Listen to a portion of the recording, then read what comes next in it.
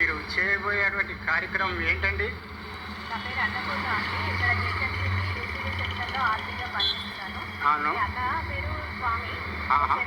Okay. ఇక్కడ మా workers ఇక్కడ కాలేజీ అంతా శుభ్రంగా 5 to 11 వరకు వర్క్ చేస్తుంటారు. అవునండి. అయినా కూడా వీళ్ళు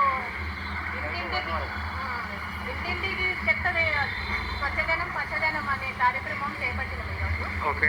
ఇంటింటికి విజిట్ చేయడం కూడా జరిగింది. అవునా? దానికోసము ప్రతి ఒక్కరికి అవేర్నెస్ కలవడం కోసం, వాళ్ళందరికీ తెలవడం కోసం మేము ఈ ప్రోగ్రామ్ కండక్ట్ చేస్తున్నాము. ఓకే అండి.